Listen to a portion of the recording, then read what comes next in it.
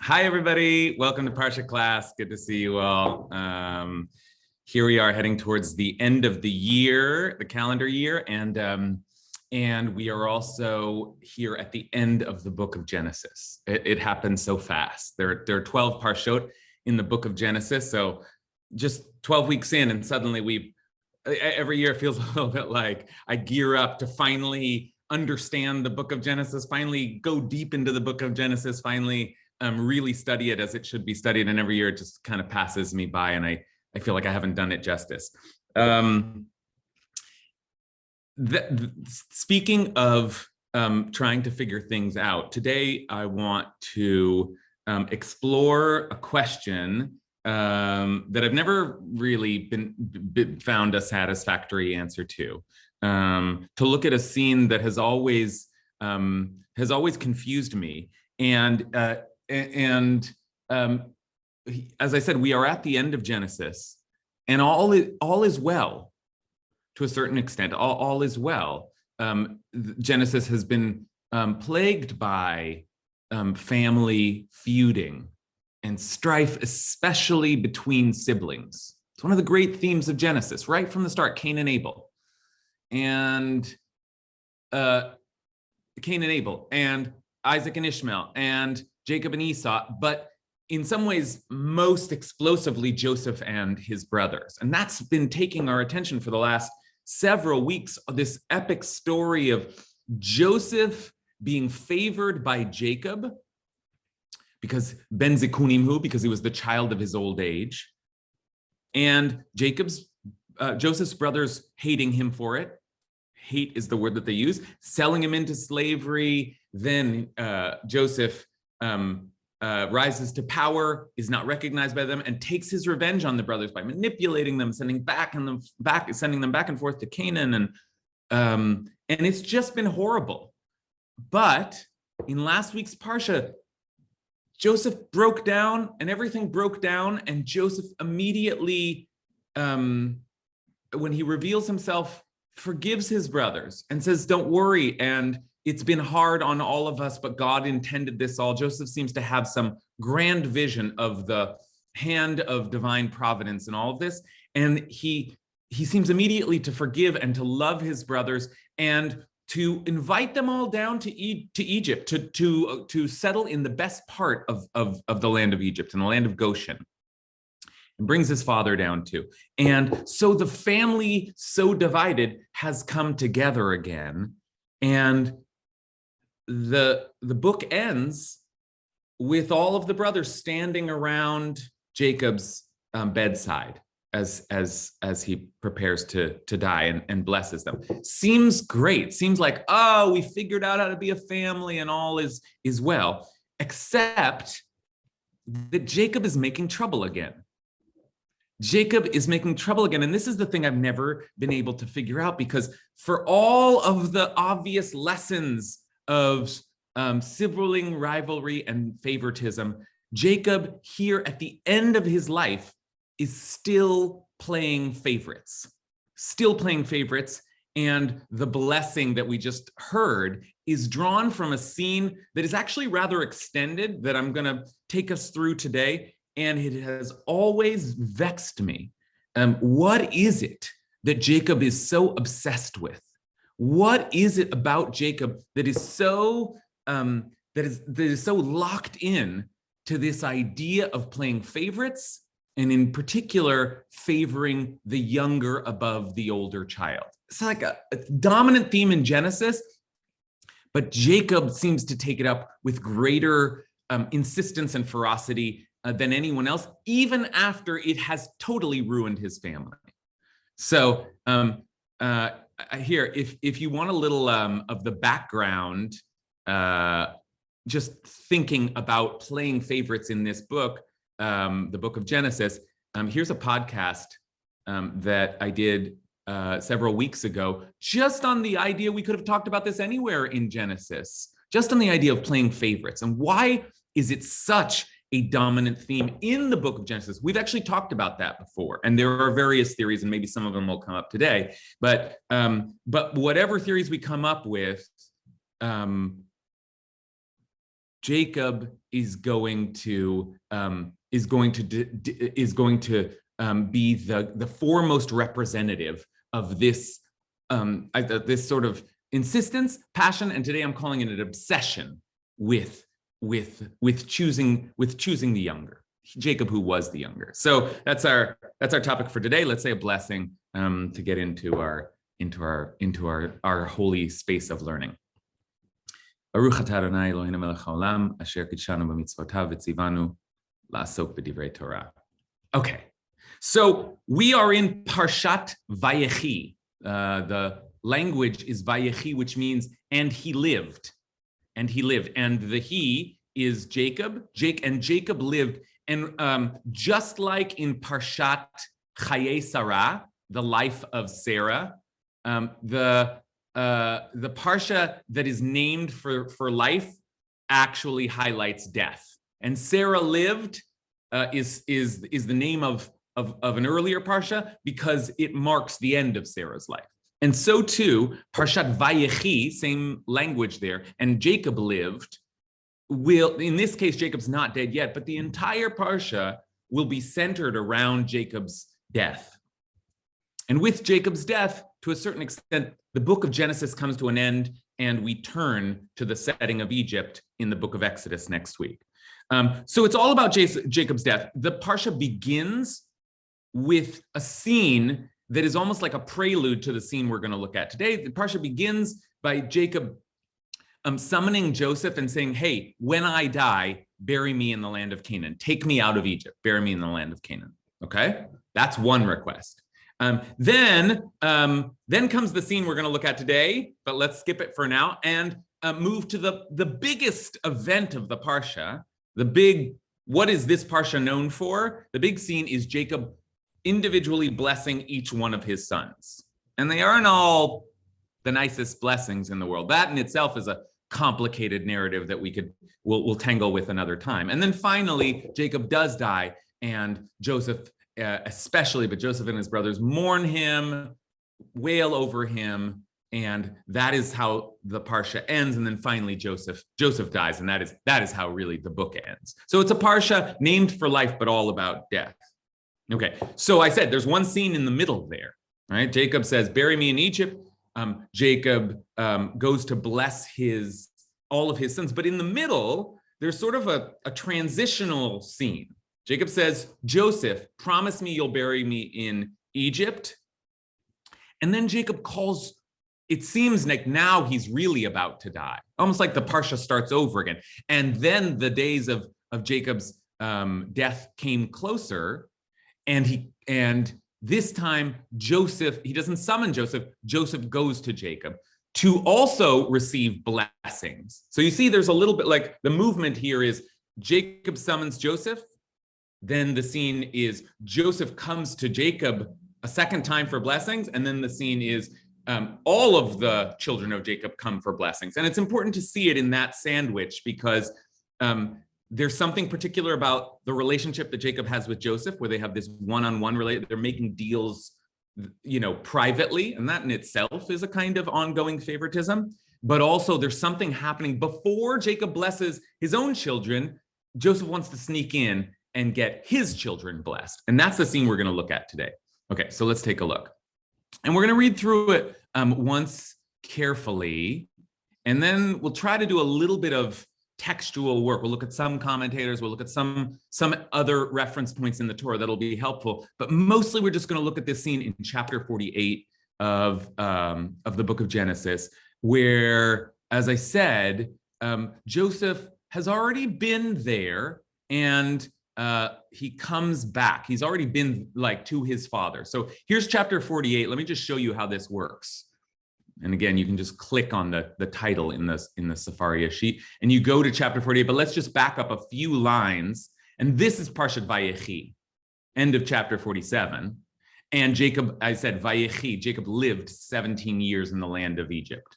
Okay. And this is how you can tell he's going to die, because they mark the 147 years that he lived. Okay, and then when the time approached for Israel to die, he summoned his son Joseph, and he said, don't bury me in Egypt. Okay, and he swears, and that's that. Then chapter 48 begins. Okay, so now let's go to chapter 48. Sometime afterward, Joseph was told, your father is ill. So I guess it's really happening.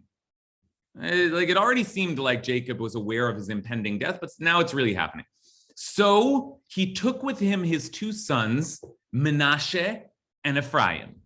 Joseph's two sons, Menashe and Ephraim. When Jacob was told, your son Joseph has come to see you, Israel summoned his strength and sat up in bed. Interesting, both names of Jacob used in the same sentence. When Jacob was told, Israel summoned his strength. And that's worth noting because Israel is his national name. Jacob is his personal name. Okay. And then Jacob says a few things that don't seem like they have anything to do with the moment at hand at all, but we'll read through them because they're here and we'll wonder later, what was Jacob talking about? So Jacob said to Joseph, El Shaddai appeared to me at Luz in the land of Canaan, and he blessed me. I usually don't use the he pronoun for God. And God blessed me. And God blessed me. I'll fix that later. Okay.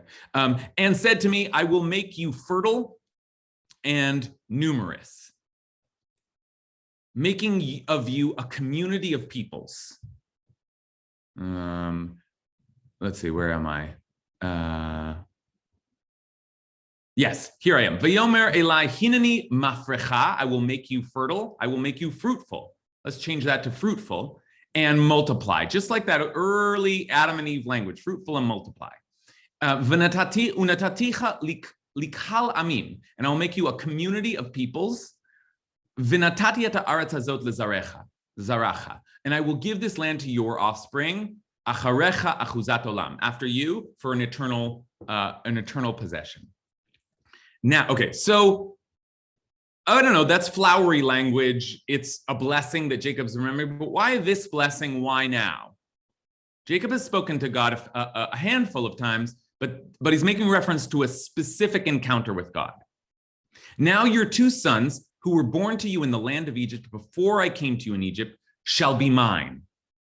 Ephraim and Menashe shall be mine, no less than Reuven and Shimon. Okay, but any progeny born to you after them shall be yours. They shall be recorded instead of their brothers in their inheritance. Okay, let me just speak out what just happened there. They shall be mine, just like Reuven and Shimon. Well, he's about to bless all of his children. So it seems that what he's saying is, I will take your two children on as if they were my own children. They will not be grandchildren to me. They will both be my children. And that will have real world or Torah world implications, because all of the tribes, all of the children will become tribes, and all of the tribes will receive a plot of land in the land of Canaan. And now Ephraim and Menashe each get a whole plot of land. And how will that work? One way that will work is that the tribe of Levi, the priestly tribe, will not have a plot of land. So it's sort of like Jacob's like presaging a flip here, where both of Joseph's children get an entire plot of land, and I guess the plot from Levi gets transferred to Ephraim, who is the younger child. So you can already see it happening. And here's what else you can already see happening, and I wouldn't speak this out except that it becomes obvious later. It's important to take note that Joseph brought his sons, Menashe and Ephraim. But as soon as Jacob starts talking about them, it's Ephraim and Menashe. Okay, pay attention to that. Okay, so Jacob says a number of things that are a little strange. This one is at least relevant to the situation, but it's surprising. He's taking on Joseph's two grandchildren as full sons. And if you have any more grandchildren, that won't count, but these two I'll take on as full sons. Jacob recalled this blessing. That seems important to him somehow. I want to change this to fruitful because I think I've translated it that way later. Fruitful and numerous, okay? And then finally, and this is the strangest thing that Jacob says. And as for me, when I was returning from Padan, Rachel died. to my sorrow, while I was journeying in the land of Canaan, when still some distance short of Ephrat, and I buried her there on the road to Ephrat, which is now Bethlehem.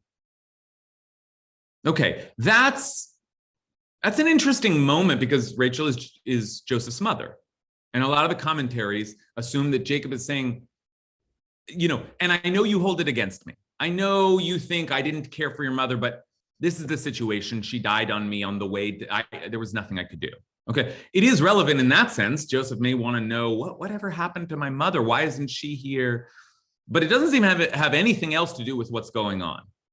Okay, so Jacob mentions that. Okay, now here comes the scene, and here's where things get weird. And as soon as I'm done, I'm going to open up the conversation and allow us to ask, what is going on with Jacob here? But let's see what he does. Okay, so noticing Joseph's sons, which is strange, they're there, but suddenly Vayar Yisrael et Bnei Yosef, and suddenly he sees them. Israel asked, "Who are these?" And Joseph said to his father, "These are my sons, whom God has given me here. Asher natan li Elokim bazeh, here. Bring them to me," says Jacob, "that I may bless them." Great, that's what Joseph wanted. Now, Israel's eyes had grown heavy with age, and he could not see. Now, that's important detail, right? Who does that remind you of? An aging father who can no longer see very well. Okay. All right, I'm not even going to say it. We can bring that into our discussion as well. So Joseph brought them close to him, and he kissed them and embraced them. So nice. These are his grandkids. And I guess he's meeting them for the first time, even though that's a little strange. Why didn't Joseph bring them earlier? And Israel said to Joseph, and what a beautiful thing, "Lo pilalti v'hine, roe panecha lo pilalti v'hine hera'oti Elokim gam et zarecha." I never expected to see you again. Literally, like I never judged I would see you again, or I never prayed I would see you again. And here God has let me see your children as well. Okay. Hooray, so nice. And then the blessing. Joseph then removed him from his knees and bowed low with his face to the ground. Joseph took the two of them, Ephraim with his right hand. Look at how explicit the Torah is in describing the scene. Ephraim was in Joseph's right hand, which as he faced his father meant he was on Israel's left hand, and Manasseh with his left hand to Israel's right. So it's like Joseph had to think this out. He had to do the thing that you do when you're like giving someone, instructions in the mirror or something. Like he had to switch it for himself and realize I'm putting Manasseh in Jacob's right hand, which has great symbolism in biblical language, and he takes Ephraim and puts Ephraim on the side that is in Jacob's left hand. But, and here's the critical line: V'yishlach Yisrael et yamino v'yaset al rosh Ephraim. But Israel stretched out his right hand and laid it on Ephraim's head, though he was the younger, and his left hand on Manasseh's head, thus intentionally crossing his hands. This is an unusual word in the Torah, sikel et yadav. Sikel is sort of related to like intention and thinking. He did it on purpose. He crossed over his hands, even though ki Manasseh habachor, because Manasseh was the firstborn. And there's that famous word. That famous word. The first habachor, right? Which is the thing that Jacob once bought from his brother Esau. Okay? So that's the moment, that's the scene. And actually, let's see if I can show you, it's worth just, maybe you saw this on my Facebook post, but I included a painting by Benjamin West that's really like, here's the scene, right? There's Joseph, who looks like Jesus in this painting, and here's aging Jacob, and there are those hands. That's what we're describing. They don't know what's going on. Look at these like cherubic little European kids that Jacob has. But okay, that's what happened. Okay, what's going on? What's going on? What is Jacob doing? Why? And Joseph thinks the same thing. And we'll finish the scene, and then I'll open it up to you. And he blessed Joseph. And that's weird too, by the way. Why didn't he bless the kids? But he blessed Joseph, saying, the God in whose ways my fathers Abraham and Isaac walked, the God who has been my shepherd from my birth to this day. And here's the line we were hearing sung at the outset. Hamalach hago eloti, the angel who has redeemed me from all harm. Yevarech et hanearim, bless the lads. In them may my name be recalled, and the names of my fathers Abraham and Isaac, and may they be teeming multitudes, v'yidgu l'rov, upon this earth. Okay, that's the blessing. But when Joseph saw that his father was placing his right hand on Ephraim's head, this was bad in his eyes, v'yerabe einav, to move it from Ephraim's head to Menashe's. Not so, father, Joseph said, lo Cain, not so, father, for the other is the firstborn. What are you doing? You can't do this again. My goodness, you can't do this again. You know, you did this to me and it ruined my life. Right? You favored me and my brothers hated me. Don't do this. But his father refused, Vayima'en aviv, saying, Yadati v'ni, Yadati. And I love, this is so Jacob who's so inscrutable. It just sort of, we don't know exactly what's going on in Jacob's head, but he says, I know, my son, I know what I'm doing. He too shall become a people, and he too shall be great. Yet his younger brother shall be greater than he, and his offspring shall be plentiful enough for many nations. It should say many nations. So he blessed them that day, saying, by Israel shall you invoke blessing, saying, may God make you like, and look at this order again, make you like Ephraim and Manasseh. And if we hadn't caught it so far, the Torah just says, Vayasem et Ephraim lifnei Manasseh. Thus he put Ephraim before Manasseh.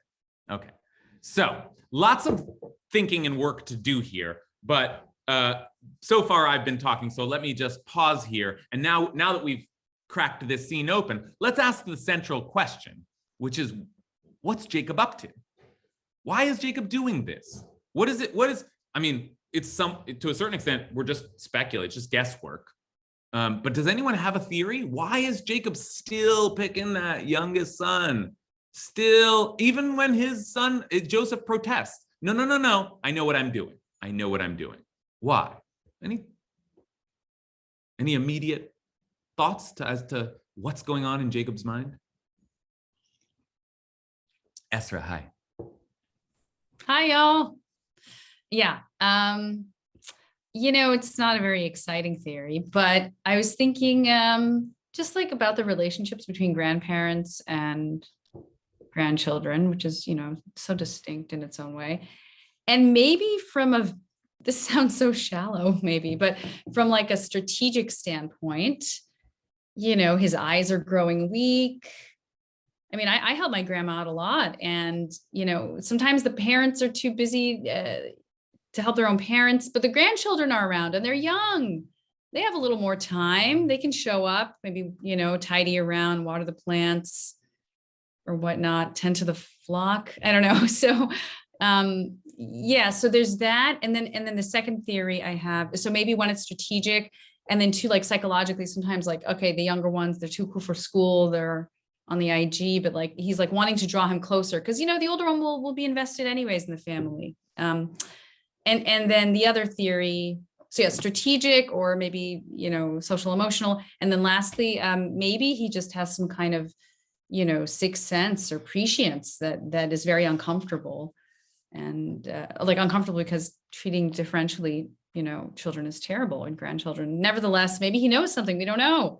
Okay, great. So Esther gives us a lot of brucha shekivant, they say. Blessed is your mind that went where the sages' minds went, because Esther taps right into some of the classic interpretations here. And one is that, I don't know who says that, I believe Rashi says this, that Ephraim and Jacob just had a very close relationship. Ephraim hung out around Jacob and actually was his favorite grandson. And it's just straightforward like that. Ephraim, there is some reason that we just imagine a backstory where Ephraim was a good grandkid and Manasseh, that he didn't have that relationship. That's a theory. And it's a theory which suggests a straightforward answer, which is that Jacob is just choosing his favorite. He actually is. It's not some big complicated thing. He actually has favorites, and so did his mother, and so did his father. Right? His mother favored him. He knows how this is. You pick your favorite. Of course, I'm just like, let me just say as a sort of parenthetical here, as we ask this question about Jacob, we're sort of asking it about the whole Torah. God is the first non-person to pick a younger before an older. So there's something the Torah wants to do in general, and maybe the answer is, well, I pick the one I want. And it's not as simple an answer as it sounds, because it also is saying that we're going to do this based on some kind of evaluation of merit. God says it's not in other words, and this is the fancy language for it, the Torah is pushing back against the ancient institution of primogeniture, of favoring the firstborn just because he came out first. No, says the Torah, that's not the way a covenant is inherited. The good child is the one that will get the covenant.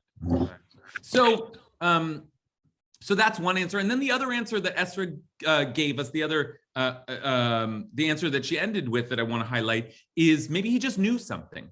He had, and this is another answer that starts in the rabbinic midrashim. He had ruach hakodesh. He had a vision.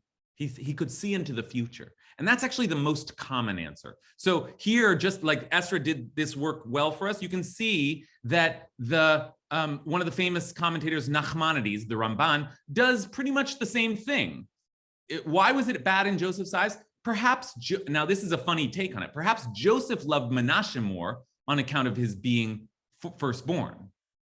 Hence it angered him. So maybe it's just a replay of the Isaac Rebecca, except that this time it's Joseph and Jacob. Jacob loved Ephraim more. Joseph loved Menashe more. So they're upset.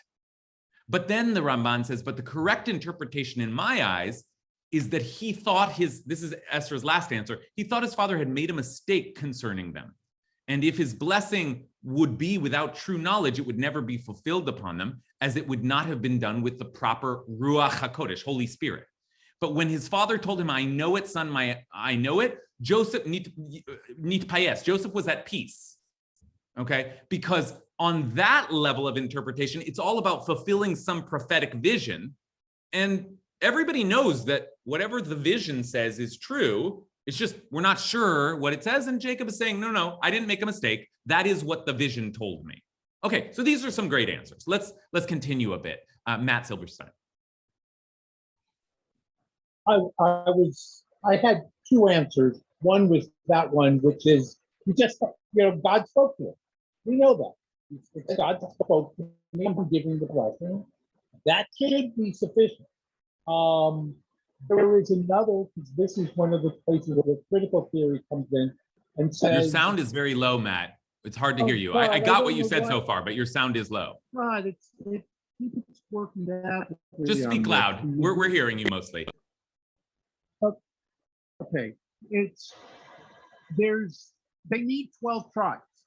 We know it's 12 tribes. We just don't know which they are, and we don't know which are important because everything got messed up with the Babylonian captivity and the destruction of the kingdom. So the Torah guesses a couple of times, and this is one of the times where the Torah is guessing who it is, and there is no one meaning here other than we need 12, we need certain of them important, and these people are important politically. This is supposed to be, if I'm not mistaken, this is a political passage, not a theological passage. Great. Okay, excellent. Thank you, Matt. Matt does the work that he often does for us, which is to try to place this in some historical context, the long history of the nation of Israel, and to imagine also, as Matt often does, that the Torah is being written by the victors, so to speak, by those who already know the history having played out.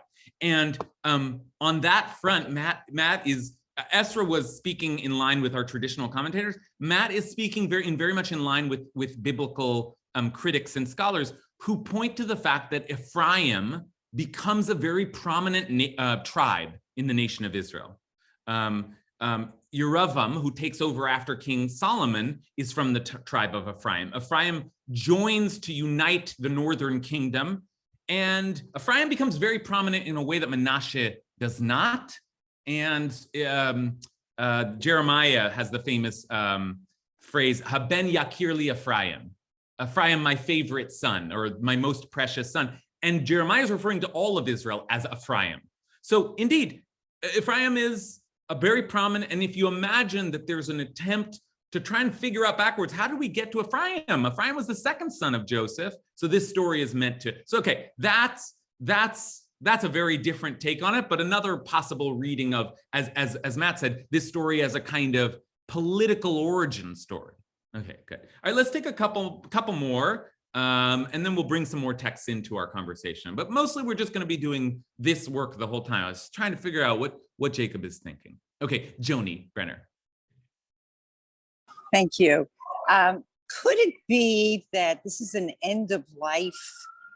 This is a death scene, and I think something happens when Jacob is wrestling with the angel before meeting his brother, and there is an epiphany that I am the better person. That this choice, this seemingly stealing the inheritance, was indeed, I'm the better man. And there's something, as I don't know her name, said earlier about there's an inkling here, irrespective. Thank you. Okay, this is great. Joni gives us yet another kind of an answer. It is related in some ways to Esra's suggestion that Jacob just knows something about the future. That's what our sages have suggested as well. But Joni's answer is a little different, and I really like it because it's in line with my question. Why is Jacob so obsessed? What is Jacob's obsession? The Torah's obsession is one thing. What's Jacob's particular driving obsession? And Joni suggests, and I think there's a lot to this answer, that it's in some way implicit in my question. There's something that Jacob thinks he's figured out. Jacob has been watching this whole narrative unfold, and it's always the younger child, and he was the younger child, and there's something that Jacob's gotten a hold of where it doesn't have to be a prophetic vision. He just now believes this is how we do it. For some reason, now there's still a second question that needs to be asked. Why is that so? But that's I think Joni is suggesting a really plausible and important theory, which is that Jacob's got a thing. Jacob has figured out or decided we go with the younger child. Even I know it looks like that ruined our family, but no, it's still the truth. Just like I was the younger child, and just like you, Joseph, were the younger child, so too your youngest child is going to be. We got to keep doing this. Why? But we got to keep doing this. So that's a very good theory as well. All right, let's take one more comment, and then I want to do a little bit of comparative textual analysis. So let's hear from Payam. Have you heard the Johnny Cash song, A Boy Named Sue? That's what it made me think of. It's that because Jacob knows that the younger son's the one who's going to be the great one and is going to inherit everything. But he also knows that by giving him the blessing, he gives him the burden. And by giving him that burden, it's going to make him a tougher, better, stronger person, the same way Jacob himself was burdened with it and made him stronger. So he named him Sue. Yeah. Okay. Great. So this is an interesting theory because in some ways it builds on Joni's suggestion, but Payam gives us an answer to the question: what is it that Jacob thinks he's figured out? And in Payam's reading, it's that Jacob understands that there's something good about the younger child having to fight for it. And maybe there's something good about the family tension in general that produces competition, rivalry. Like Jacob's into that. We Joseph, everybody hates that at this point, but Jacob thinks it's good, and he knows that he wasn't the obvious choice, and that it's good that he was put in a position to push, and he wants Ephraim to push. And look, let's be clear, Jacob is not rejecting Manasseh. right? It's not, he's not saying Menashe's out, but he wants to. So in other words, the blessing of the younger becomes a kind of counterbalance to the fact that the younger otherwise would not be notable at all. So part of what Jacob is doing is saying, let's give the younger one a leg up here, and that'll force him to push, and that's good for everybody, or for at least for him. Okay.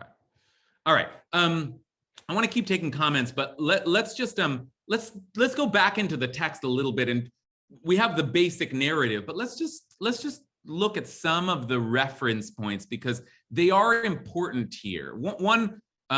The Torah is always giving us clues and pointing to other places in the text. That's just the way the Torah works. And one of them I asked you about before, but I asked you to answer it in your head, and that was that that Jacob his eyes had grown heavy with age, right? So that seems like a clear echo of Isaac, whose eyes had grown dim with age, right? Different language there. We could, in a different class, we could think about what's the difference between Vatikachena, his eyes grew dim, and Kavdu Mizoken, his eyes grew heavy. But there's some kind of replay of the very scene where Jacob was going to his blinding father and trying to get the blessing from his father that wasn't due him. So it's all replaying in Jacob's mind. Okay, so that's one reference point. But here's another. When Jacob says at the end, I know my son, I know, he too shall become a people and he too shall be great, yet his younger brother shall be greater than he, and his offspring shall be plentiful enough for a nation. So now, what does that remind you of? Who else spoke out that kind of vision of the future? Or I should say, who else heard that kind of vision of the future? Because it was God that spoke it out. God said a very similar thing to whom? Again, I'm asking you to answer in your head. To Rebecca, right? Rebecca, when she was pregnant with Jacob and Esau, had pregnancy pains, and the children struggled in her womb. And she said, if so, why do I exist? And she went to inquire of the Eternal, and the Eternal answered her, 2 nations are in your womb. 2 separate people shall issue from your body. One shall be mightier than the other, Rarav Yavod Sa'ir, and the older shall serve the younger. The older shall serve the younger. Now, if that's as explicit as the Torah / God gets, that there's a plan here. Rebecca received a kind of prophecy. And so one way of thinking, it seems so unfair and Jacob stole the blessing, but one way of thinking about all that is that Rebecca knew that it had to be this way, and she told Jacob, and now Jacob knows it has to be this way. It has to be this way. And he's saying the same things that his mother heard and his mother told him. And that's just, Jacob is cluing us in to some kind of message from God that he feels like he has to play out. Okay, so that's a little more information, right? Okay, now. Okay, yeah, let's stop there and hear further thoughts on just the central question here. What's Jacob up to? Now we know that perhaps he's got a tradition he's drawing from. Okay, and we've got lots of theories on the table. Let's hear some more. Ari Ratner. Apologies if you've seen me eating on camera. It's my lunch hour too. But one, I'm struck that I think Hagar and Abraham hear something very similar about Ishmael. Also great nation kind of thing, similar Esau.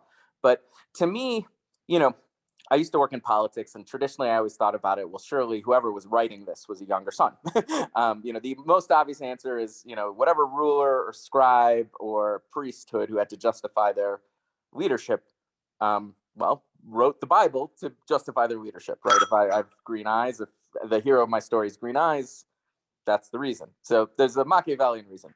But to me, thinking about it both politically but theologically, it also strikes me that Israel, and I don't just mean Jacob, but Israel, the nation, is a younger son in this region, right? You have these great nations, Egypt, Mesopotamia, and Israel itself is sort of a newcomer to the scene when this is written. And more than that, and probably more importantly than that, God, while we base him from dinner, it's a new God, right? There's all these older gods, there's whoever the Egyptians have, the Ishtar and Horus and Isis, and this God coming on the scene is a new God. So there's something about the newness of the idea, the people, that's really being reinforced by the kind of overturning of primogeniture.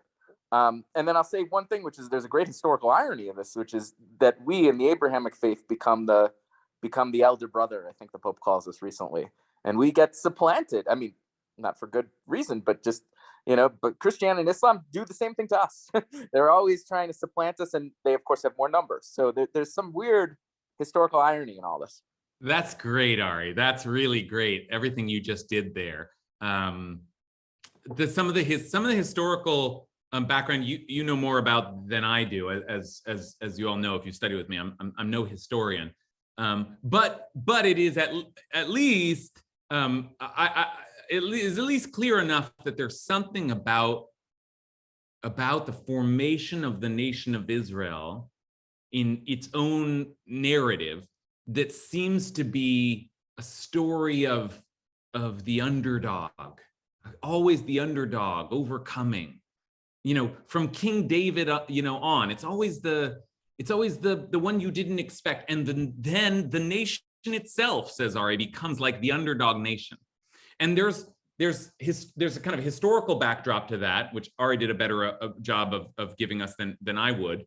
But there's also a way in which that notion persists throughout Jewish history, so that we come to see ourselves, the rabbis come to see themselves as the nation that is the greatest despite being the lowliest. The Maharal of Prague speaks about this all the time. In this world, we're the lowest of people because in the next world, we're going to be the highest of people.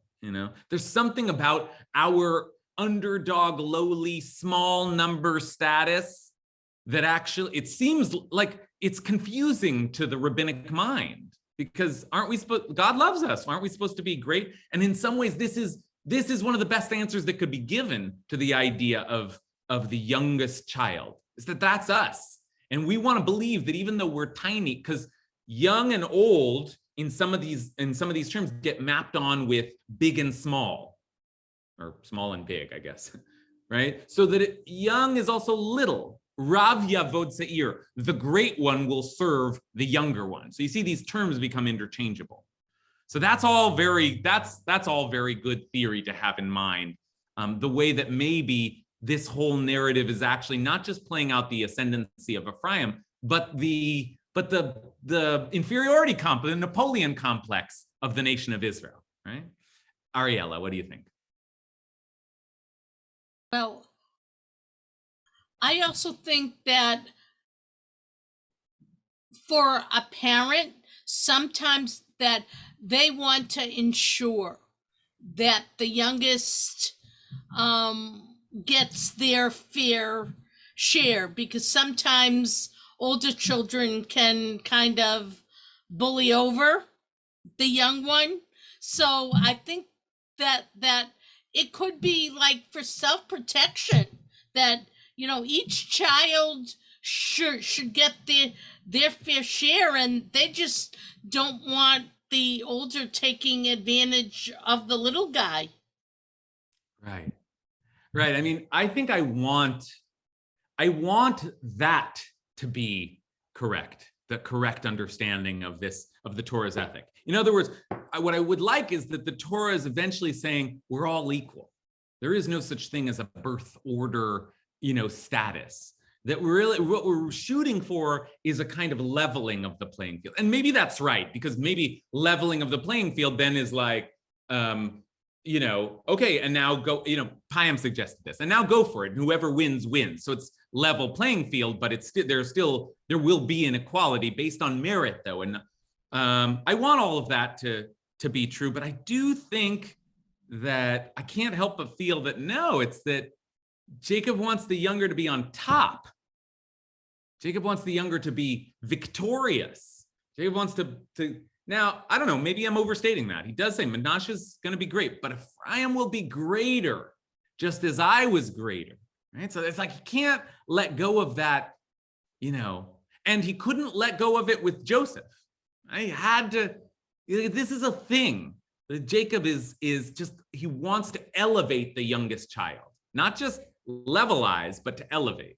Okay, let's take a couple more thoughts, and then I want to present you with one last theory here, or one last reading here. But let's hear some more interpretations before we do, from Jen and then Allison. This backs a little bit away from the oldest versus youngest sort of thing.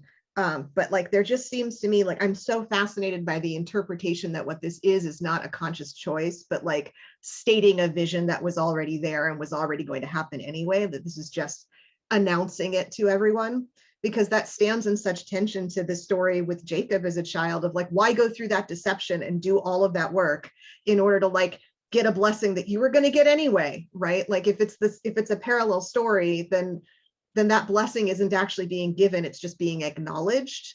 And it seems to me like there's such a tension throughout all these stories of like, how much of this is like kind of fated to be anyway? How much are we along a ride that has a destination that is already determined? And how much are we actually making choices about who gets blessed and who doesn't, and what is right? And I love the parallel of these stories that way, because the first seems so much like, yes, this is something that we accomplished.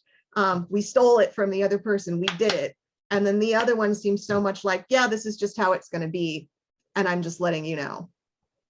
Okay, that that's a very I love that suggestion, and it's an important one for us to keep in mind, that perhaps what's happening here is not determination of the future via blessing, but actually just acknowledgement of the way things are, the inevitable. I mean, if we think back to Jacob and Esau, first of all, Esau gets a blessing. Even though he's so upset he didn't get the first, but he still gets a blessing. And secondly, Esau ends up being like the mightier nation. I mean, that's one of those like weirdest things about this. Yes, Jacob inherits the covenant and Esau's so bitter, but Jacob's still afraid of Esau. Like, it doesn't actually seem like that much changed. And so, borrowing from Jen's analysis here, I would wonder whether what we're looking at here is just family politics, or whether we really are to understand that Jacob is determining the future, just as he stole the future from Isaac. Just like there's something about the course of the covenant being directed here. And sometimes we know that to be true because God steps in and says it. God said to Rebekah, the younger one, okay, God said to Abraham, no, not Ishmael, Isaac. Okay, so God has some plan in mind, but here Jacob is just telling Joseph what he envisions. And so I do think that there's an open question here that Jen is rightly raising for us as to whether all of this is just descriptive or determinative. What exactly does it mean to give a blessing? Is that somehow the charting of the course into the future, or is it just any number of other things, family preferences, family drama? I mean, Joseph never got a special blessing that made him the head of his brothers. He just eventually became the head of his brothers. So maybe this is just, maybe we can separate between the actual development of these characters and their fates and the internal conversation about like the covenant and the blessing and the firstborn. They're wrapped up in all of these symbolic titles, but maybe in the end, people are going to be who they're going to be. So I think that's worth seriously considering. Allison? Hey, so it's good timing because what I want to say sort of builds on what Jen was just saying. Jacob is a really interesting, difficult character in some ways, right? Because in some ways he struggles so much with interpersonal relationships in his life, but one could also say that like he sort of like creates these struggles, you know, like he chooses one wife over the others and makes it so obvious, like which one he loves. And he chooses one son over the others, and he deceives his father. He does all these things. And, you know, of course he has this like really prominent place in our tradition because he's Jacob, is Israel, you know, like the tribes of Israel. It's a big deal. And yet I'm always struck by the fact that once Jacob's given the new name Israel, it's not as though the Torah just shifts and now he is Israel the whole time. Even in the course of this Torah portion, you know, like from one verse to the next, sometimes he's Israel, sometimes he's Jacob. And I think that there's meaning in that because, like, to me, when I read this Parsha, like, there's ugliness in it. And, you know, sometimes when I want to like put on a lens of beauty and like see beauty in the Torah, I can tell this story that all throughout Genesis, you see these like brothers who want to kill each other. They're fighting and they're fighting. And then there's this beautiful like reconciliation at the end. And Joseph is able to forgive his brothers and cry and come back together. And then we have Manasseh and Ephraim and wow, the first brothers who don't want to kill each other. And yet Jacob kind of complicates that, or at least makes an attempt to complicate it when he switches his hands and tries to give the blessing, like the bigger blessing to the younger child. And what I think is sort of interesting about it is, and why it connects with what Jen was saying, is like, I don't know that his blessings actually worked in that case. You know, that like maybe he was doing that Jacob thing, like not the Israel thing, but the Jacob thing, where he like chooses one over the other. And there's this ugliness to it. And it can kind of like incite jealousy and resentment. And yet in this case, it's like the curse is sort of broken, like that something about Joseph and the fact that Joseph was willing to intervene and say, hey, Dad, actually, no, this is the order. You know, even that Jacob doesn't listen to Joseph and keeps his hands that way anyway, but that there's something about that like curse of fratricide that seems not to continue past. Okay, that's great. That's really great. That's an important, that's like a kind of a new interpretation. We haven't really considered this before, but it's an important one to consider before we close, which is that the question is the answer. That is, why has Jacob got this weird obsession? Yeah, Jacob's got something, and there's ugliness in it, and there's there's playing favorites, and it's not good parenting, and it's not good grandparenting, but there's something about that he won't let go. And and listen, we've been trying to get inside Jacob's head this whole time, but think about what Joseph says. Lo chen avi, don't do this.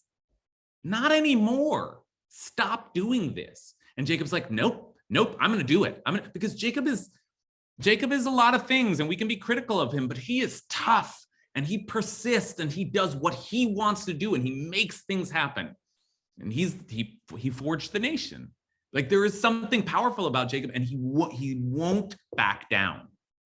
And Allison suggests at the end there that, you know, that may be Jacob's particular quirk, but maybe we move past it anyway. It is so important to remember that Miriam and Moses and Aaron, for the most part, get along very well and love each other. It is as if somehow we've broken past that barrier where children are set up to hate each other. And maybe Joseph is the figure who leaves Jacob's preferences behind. And even though Jacob is saying all this, Joseph says, no, everybody's in. But then again, that's not exactly true. Ephraim will have a plot of land unto himself. There is something, and who knows, Joseph seemed like maybe he's playing both sides. He snuck in beforehand, right? To get this blessing. What is he doing? What's this secret conversation he's having with his father? Okay, just a few minutes left here. And I want to offer you one last reading that I think is just spectacular. And as you know, I tend to favor a kind of literary reading, and there are some language devices being used here that I think it's worth paying attention to. So we've already noticed some parallels between this and other stories. The fact that that Jacob says, "Oh, he'll be greater than both of them will be great nations, but the younger will be greater than the older." And we saw that was very similar to the prophecy that Rebecca had received. 2 nations are in your womb. Okay. Now that word nations, goyim, is one that Jacob uses as well. Plentiful enough for nations, goyim. But let's just bring one other text into the mix, which is the one that Jacob referenced at the outset. Jacob said, "God El Shaddai appeared to me at Luz in the land of Canaan and blessed me and said to me," what did he say? "I will make you fruitful and numerous. I will make you fruitful, mafrecha. I will make you fruitful and numerous." Okay, let's just go to that scene. And the language is a little different in the scene. The scene is in Genesis 35. Jacob has left Esau, has resolved the conflict with his brother, and God suddenly appears and says, "I am El Shaddai, be fruitful and multiply. Pre urve, be fruitful, and you will be an assembly of nations." There's that goyim language again. So now we've got the language of fruitful and the language of nations. And let's just think, there's an echo here of building nations through fruitfulness, through multiplication, through fertile abundance. Now, what other word in our passage has the root of fruitfulness in it? Let me ask again. What name in our passage has the root of fruitfulness to it? Ephraim? Ephraim is named for Joseph's fruitfulness, and here's a very quick explanation of it from the Kliyakar, who says in the name of the Abarbanel, a beautiful literary analysis here. Our great teacher, Rabbi Yitzchak Abarbanel, explained that he took it for a sign. Jacob took it for a sign when God said, "I will make you fruitful," that this referred to Ephraim, because Ephraim's name, here it is, has this same language, right? Here's the pei resh in here, and here's the pei resh in here. These words are related, that he too would be at the head. Now let's just go and see that happen. The second son he named Ephraim, meaning God has made me fruitful in the land of my affliction. Okay, but the Abarbanel goes further and says that he also brings another sign from the incident of Rachel's burial on the road to Ephrat. For Ephrat reminds us of the name Ephraim.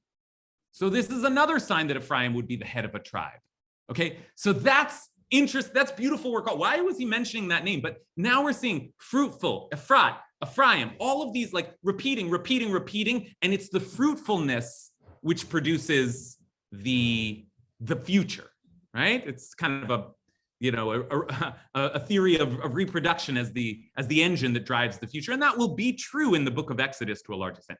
Okay, we're out of time, but let me just add one last thing. And for me, this is, I said I never figured this out, but this year I had one insight that I'd never had before. So let me just end with this insight, which is that, okay, the fruitfulness, that's the Abarbanel's work. That's worth thinking about, this sort of coded reference to Ephraim in the language of fruitfulness. And Ephraim's name is the language of fruitfulness. But let's think then about the name Menashe. And with this we'll end, but take a look at how Menashe is named. Because this is back in when Joseph first comes to power, before the years of famine came, Joseph became the father of 2 sons, whom Osnat, daughter of Potiphar, a priest of On, bore to him. Joseph named the firstborn Menashe, meaning God has made me forget completely my hardship and my father's home. God has made me forget my father's home. Thank God for erasing the memory of my father's home from me. And the second son he named Ephraim, meaning God has made me fruitful in the land of my affliction. So I want to leave you with that there's if the name Ephraim is encoded with the language of fruitfulness, and that matters to Jacob, and we should really have another half hour just to like tease all of these symbols out. But if that fruitfulness matters to Jacob, put it in opposition to another child whose name represents the erasing of Jacob, the forgetting of Jacob, the cutting off from the past. And now it begins to make a little sense that Jacob keeps talking about the chain from Abraham to Isaac, and God keeps making us fruitful, and God keeps making us fruitful. And so, of course, I'm going to pick Ephraim, because Ephraim in his name has that energy of the generations moving forward on one after another through this fruitfulness, through this abundance. Menashe's name represents, poor Menashe, it's not his fault, but his name represents something else, which is the cutting off from the earlier generations. And on that count, well, of course, Jacob isn't going to pick that model. Jacob is picking the model of a through line that goes from be fruitful and multiply Adam and Eve to be fruitful and multiply Abraham, Isaac, and Jacob, to be fruitful through Joseph and Ephraim, right? And not the name that means like, get me away from all of this. I'm just going to become an Egyptian, okay? So maybe that's a hint as well. Okay, wish we had more time to process, but I'll leave it there. We will have one more class next week, and then we'll break for a couple weeks for the